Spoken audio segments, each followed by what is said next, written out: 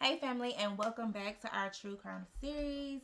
In today's episode, we'll be talking about how a Facebook love story takes a turn for the worst.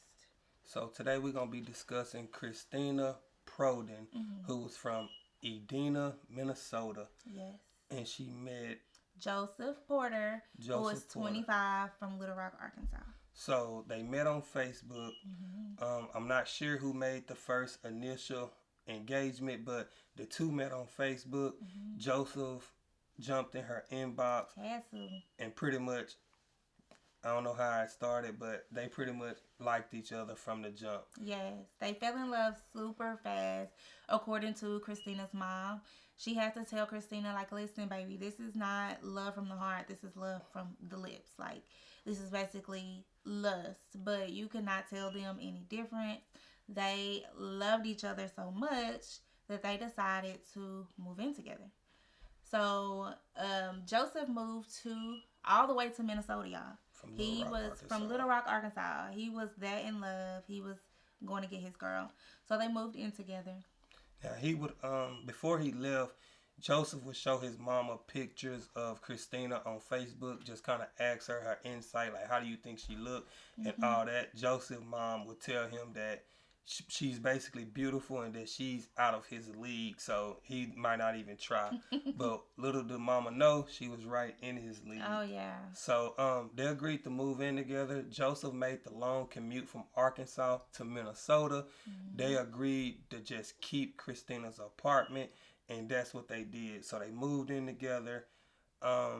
All they did was go on dates, everything. It was like the perfect love story. Joseph's mom said that her and Christina had a relationship that was so close. Anytime they did Hmm. anything, whether they went to the park or they went out to eat, she would send Joseph's mom pictures back in Arkansas of both of them and just or of her outfit or any little thing, just telling her how she raised a great a great son and just pretty much sending her pictures and memories. Joseph's mom and Christina had like a great relationship. Yes, a very close relationship. And I love that. I love that they were able to connect that deeply. Like to just to know that, someone loves your son that deep Hmm. is a beautiful feeling. But they did have a wonderful relationship. So after they did have like a off and on relationship though, um, due to Joseph being abusive in a sense. Hmm. They would break up. She would forgive him. They would get back together. Hmm. They did that for a little while. Um, all of this happened in 2017. So in 2018, they were supposed to go on a vacation.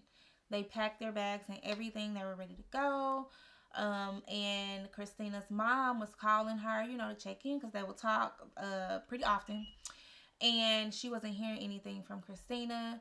So she decided to have the police do a wellness check. So they made it to the apartment and they noticed a few things in a disarray.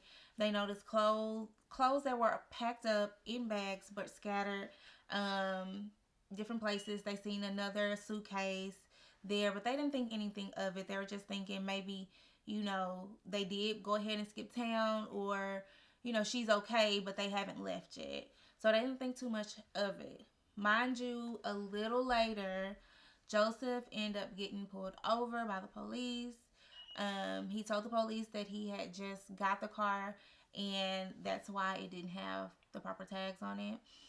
And the police took Joseph to his car and questioned him and asked him about, his priors and where he was headed and things like that. He did state that one, just got the car, that two, he did have priors when he was younger, one for still in a car, Hmm. and then another for like a domestic violence type situation. He said he was headed to New Orleans and that was that. The police wrote him a ticket for the tags and sent him on his way. So at this point, it was very clear that something strange was going on because Christina and her mom would talk every day.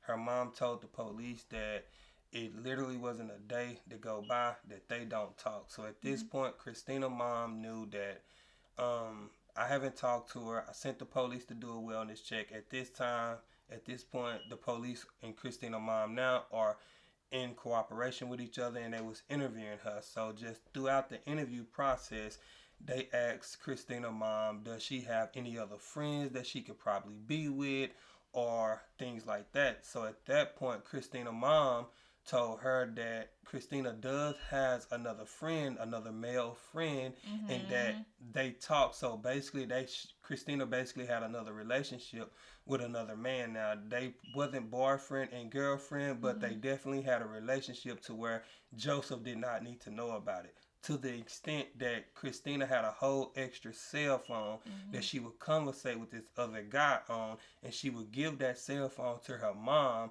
so her mom can keep it so Joseph wouldn't find out about it. Now, after she told the police that, she turned the phone over to the police. They examined the phone and basically seen everything that the mom told her. So Mm-hmm. they brought the other friend in for questioning, and they basically asked him, did he know Christina had a boyfriend? And things like that. He told the police that he did know that Christina had a boyfriend, Yep. but Christina, it didn't matter to Christina, so it basically did not matter to him, and that they was pretty much good friends. So at that point, the search continued for Christina. Nothing came about. They end up taking the basically missing person thing away from Joseph because they had located him. Mind you, he did get pulled over. But they still haven't located Christina. They were calling her cell phone, still trying to see if anyone would pick up. No one picked up. And then all of a sudden, her phone binged in Arkansas. So at this point, the phone companies had been trying to get activity from the phone. Nothing was coming about. So you can imagine when this phone pings way in Arkansas from Minnesota. from Minnesota, and we're looking for a lady who has a boyfriend that commuted from Arkansas. Right. That sparked a major red flag. So at this point, they figured out the exact location that the phone pinged at, and Mm-hmm. they took off to Arkansas. So the phone pinged from a store, which was a Walmart. Walmart. Now, Yep. the only reason these people, they was pretty smart. They knew not to have the phone on because it would ping and that would basically blow their cover and give up their location. Right. So the only reason the phone pinged is because Joseph went to Walmart to sell the phone and to put the phone in the little kiosk outside of Walmart. You guys know that you can sell phones there. You have to turn it on and prove the phone works to the machine. So at the moment that they did that, not thinking, the phone pinged off the nearest tower. So that's how they knew their location at Arkansas. Absolutely. So they went to this specific Walmart to look at the cameras basically. So they see Joseph going inside the Walmart alone, but he was coming out of the Walmart with this guy. Um Now this is the part that's going to blow y'all mind, right? So they end up doing a little research, figuring out who the guy was. They looked up his social media, his Facebook, and what they found was super crazy. They found out that the guy who was leaving the Walmart with Joseph was his husband. So Joseph was married to this guy prior to moving in with Christina. They end up locating the guy's last address where they end up finding him as well as Joseph in his trailer. They brought both of them in for to investigate them, to ask them questions, and what the guy told them blew the case wide open. Outside of the trailer, mind you, they did find the car that he got pulled over in, and that car was stolen. Mhm. How the police didn't pick that up when he got pulled over, I don't know, but it was stolen. That kind of explains why he had. I'm thinking he might have switched the tags or something on it. That's why the tags came back. That um, Yeah. wasn't that's why the tags were expired, because if you leave the normal tags on there when you run that tag plate, it's gonna say exactly who the car belonged to. Right. So that's probably that. But when they found him in Arkansas, Joseph had burn marks on his Yes. face and on his On his hands arms. and Yep. all that good stuff. So they automatically seen that. Well, that sparked interest of why he have these burn marks and these signs of struggle all over his body as well. Absolutely. And they were constantly questioning him about Christina. When was the last time he talked to her? When was the last time he seen her? And he was saying, the last time I talked to her was in Minnesota. Like, she's in Minnesota. Well, the husband laid it all out on the table. The husband basically told them that, hey, he told me that he basically unalived her, put her body in the suitcase. When he got pulled over, 2 suitcases was in the back seat. So 9 times out of 10, she was in the back seat then. And you can see the suitcases on the police footage. Yeah. You can see the 2 suitcases stacked in the back seat of the car. And now knowing that he put her body in a suitcase, I can't help but to think that on this footage of him being pulled over by the cop, you can see her right in that suitcase. No. And if the cop would have done his job, he could have broke that open right then, and closure could have came way before then. And good thing he didn't go do nothing to no one else, but that could have easily turned bad. Absolutely. But mind you, remember they mentioned how he had broke into his ex-girlfriend's house and basically Abused assaulted her, her. yep, and unalived her dog. So that was one of his priors. That was the prior he was talking about. He was convicted he on. was, so, and Christina had no knowledge idea of none of this stuff. So she got herself involved with a guy on Facebook who was not only married to another man in Arkansas, but an abuser as well. Absolutely. And so the husband went on to say that after he put her in the suitcase, he did drive to New Orleans, where he put her inside of a train container. Yeah, like a container, and lit her on fire. Burnt her there. That's how he got all the burns on him. He then proceeded to go to Arkansas. To help people, and very beautiful. It was that desire to help that Livia Prodan believes is behind the Facebook relationship that first connected her daughter Cristina to Joseph Porter from Arkansas, a link that would ultimately lead to these 2 mugshots in just 1 month's time. Her mom says Porter moved to Minnesota to live with Cristina in her Edina apartment this past fall. To get married. Before long, Livia says she was begging her daughter to call it off. If they saying I love you, they are lying. It's not really, it's not love from the heart, just from the lip, from the mouth. WCCO looked into Porter's troubled past, charges for burglary and battery.